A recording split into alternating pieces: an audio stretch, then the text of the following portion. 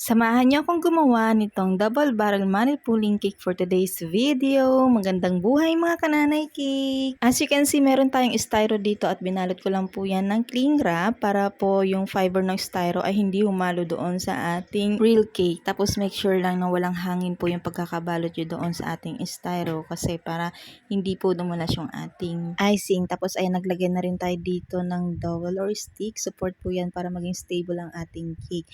At tagos po yan hanggang sa cake drum. So, ayan po, parang pinako natin siya kumbaga. Kasi, para hindi siya mabilis ma-slide or masira dahil mataas nga po itong ating cake. Ganyan lang po ako gumawa ng money pulling cake. Hindi na ako naglalagay ng box kasi masyado siyang takaw sa space.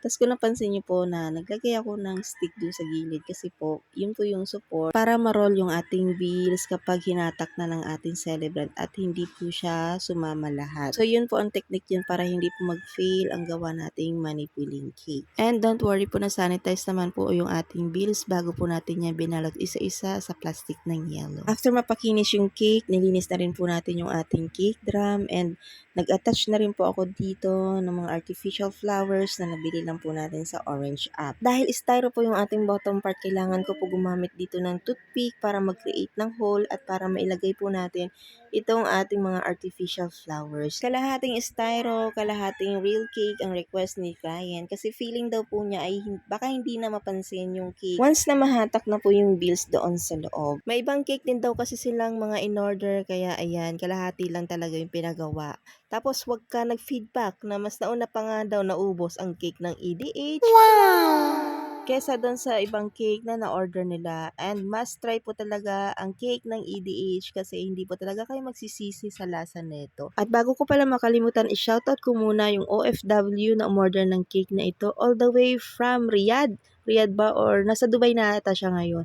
Thank you so much po sa suporta. Ayan, kahit na nasa malayo si sir ay hindi niya tayo nakalimutan na suportahan. And thank you so much po sa pag-order at nagustuhan naman daw po ng celebrant yung ating gawang cake. Kung ikaw ay nanonood pa hanggang ngayon, maaari mo bang hulaan kung magkano ang bill sa loob ng cake na ito? And syempre, meron po tayo ayuda na 50 pesos para sa makakahula. Wow!